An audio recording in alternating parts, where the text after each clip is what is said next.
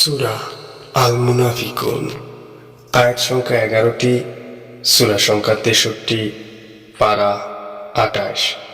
বিসমিল্লাহির রহমানির রহিম। যখন মুনাফিকেরা আপনার কাছে আসে তখন তারা বলে, আমরা সাক্ষ্য দিচ্ছি যে আপনি নিশ্চয় আল্লাহর রাসূল, আর আল্লাহ জানেন যে আপনি নিশ্চয়ই তার রাসূল, এবং আল্লাহ সাক্ষ্য দিচ্ছেন যে মুনাফিকরা অবশ্যই মিথ্যাবাদী। আর তাদের শপথগুলোকে ডালরূপে ব্যবহার করে বলে তারা আল্লাহর পথ থেকে মানুষকে নিবৃত করে। তারা যা করে নিশ্চয়ই তা কতই না মন্দ। এটা এজন্য যে তারা ঈমান আনার পর কুফরি করেছে, ফলে তাদের হৃদয় মোহর করে দেওয়া হয়েছে, তাই তারা বুঝতে পারছে না। আর আপনি যখন তাদের দিকে তাকান, তাদের দেহের আকৃতি আপনার কাছে প্রীতিকর মনে হবে, এবং তারা যখন কথা বলে আপনি আগ্রহের সাথে তাদের কথা শুনতে থাকেন। তারা দেয়ালে ঠেকানো কাঠের খুঁটির মতোই, তারা যে কোনো আওয়াজকেই তাদের বিরুদ্ধে মনে করে। তারাই শত্রু, অতএব তাদের সম্পর্কে সতর্ক হন। আল্লাহ তাদেরকে ধ্বংস করুন, তাদেরকে কোথায় ফিরানো হচ্ছে। আর যখন তাদেরকে বলা হয় তোমরা আসো, আল্লাহর রাসূল তোমাদের জন্য ক্ষমা প্রার্থনা করবেন, তখন তারা মাথা নেড়ে অস্বীকৃতি জানায়।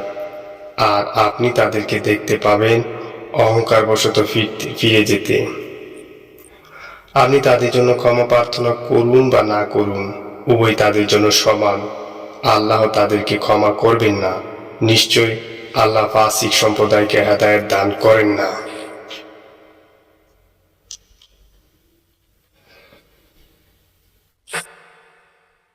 তারাই বলে, তোমরা আল্লাহর রাসূলের সহচরদের জন্য ব্যয় করো না, যাতে তারা সরে পড়ে। অথচ আসমান সমূহ ও জমিনের ধন ভাণ্ডার তো আল্লাহরই, কিন্তু মুনাফিকরা তা বুঝে না।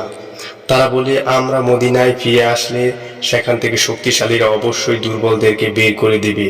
অথচ শক্তি সম্মান তো আল্লাহরই, আর তার রাসূল ও মুমিনদের, কিন্তু মুনাফিকেরা এটা জানে না। হে মুমিনগণ, তোমাদের ধন সম্পদ ও সন্তান সন্ততি যেন তোমাদেরকে আল্লাহর স্মরণে উদাসীন না করে। আর যারা এরূপ উদাসীন হবে তারাই তো ক্ষতিগ্রস্ত। আর আমি তোমাদেরকে যে রিজিক দিয়েছি তোমরা তা থেকে ব্যয় করবে, তোমাদের কারো মৃত্যু আসার আগে। হে আমার রব, আমাকে আরো কিছু কালের জন্য অবকাশ দিলে আমি সাদকা দিতাম ও সৎকর্মপরায়ণদের অন্তর্ভুক্ত হতাম। আর যখন কারো নির্ধারিত কাল উপস্থিত হবে, তখন আল্লাহ তাকে কিছুতেই অবকাশ দেবেন না। তোমরা যা আমল করো আল্লাহ সে সম্বন্ধে সবিশেষ অবহিত।